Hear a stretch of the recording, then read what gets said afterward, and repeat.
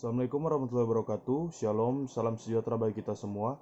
Perkenalkan, nama saya Andi Andriansyah, mahasiswa semester 5 Universitas Pembangunan Indonesia dengan nomor induk mahasiswa 1974201123. Saya akan menjelaskan sedikit tentang mata kuliah Hukum Laut yang diasuh oleh Ibu Linda Lydia Imon SH MH.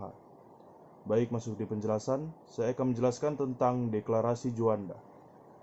Baik, Indonesia adalah salah satu negara kepulauan terluas di dunia. Sebagai negara dengan kepulauan dan garis pantai terpanjang di dunia, ini menjadi salah satu keuntungan bagi negara Indonesia.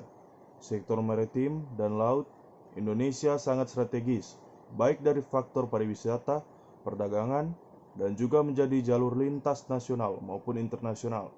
Indonesia sebagai negara kepulauan yang memiliki kurang lebih 17.508 pulau, baik pulau kecil maupun besar. Konsep negara kepulauan Indonesia ini sendiri didapat pada tahun 1957 melalui Deklarasi Juanda. Pada saat itu, Juanda Kartawijaya adalah deklarasi yang menyatakan kepada dunia bahwa Laut Indonesia adalah termasuk laut sekitar, di antara dan di dalam Kepulauan Indonesia menjadi satu kesatuan wilayah NKRI. Sebelum Deklarasi Juanda, wilayah Republik Indonesia mengacu pada Ordonansi Hindia Belanda tahun 1939, yaitu Territoriale Zin en Maritime Kringen-Ordonnance 1939 atau yang disingkat TZMKO 1939. Dalam peraturan zaman Hindia Belanda ini, pulau-pulau di wilayah Nusantara dipisahkan oleh laut di sekelilingnya, dan setiap pulau hanya mempunyai laut di sekeliling sejauh 3 mil dari garis pantai. Ini berarti kapal asing boleh dengan bebas melayari laut yang memisahkan pulau-pulau tersebut. Deklarasi Juanda selanjutnya diresmikan menjadi Undang-Undang Nomor 4/PRP/1960 tentang perairan Indonesia. Akibatnya, luas wilayah Indonesia berganda dari 2,5 kali lipat dari 2.027.087 km menjadi 5.193.250 km. Dengan pengecualian Irian Jaya yang maupun wilayah Indonesia, tetapi waktu itu belum diakui secara internasional.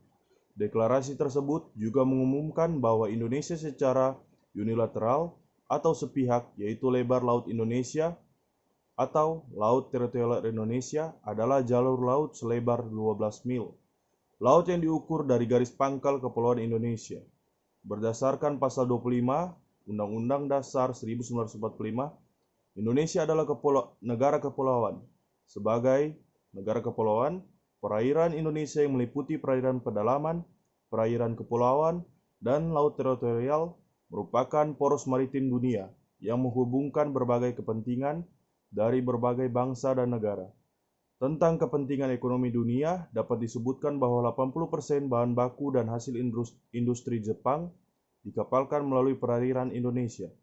Begitu pula Australia, sebagai pengekspor terbesar batu bara dan biji besi akan melalui perairan Indonesia untuk menuju negara pengguna. Lintas melalui perairan Indonesia akan selalu meningkat, terutama kapal-kapal tanker yang mengangkut minyak dari Timur Tengah ke negara-negara Asia yang mendalami pertumbuhan ekonomi tinggi, seperti China, Jepang, Korea Selatan, dan Taiwan, di mana lintas yang akan menuju ke sana melalui Selat Melaka, Sunda, dan Lombok. Untuk kepentingan militer, kapal-kapal perang Amerika Serikat, China, India, dan Rusia sangat membutuhkan perairan Indonesia bagi lintas navigasi dan strategis pertahanan mereka. Terkait hal ini, perairan Indonesia harus dilindungi dari ancaman pelanggaran hukum sebagai akibat tidak dipatuhinya hukum nasional maupun internasional yang berlaku. Sekian penjelasan saya tentang Deklarasi Juanda. Mohon maaf kalau ada salah kata dan salah pengucapan. Terima kasih. Nah, untuk teman-teman yang ingin bergabung bersama kami di Universitas Pembangunan Indonesia, ayo segera daftarkan diri Anda bersama kami di Universitas Pembangunan Indonesia. Terima kasih.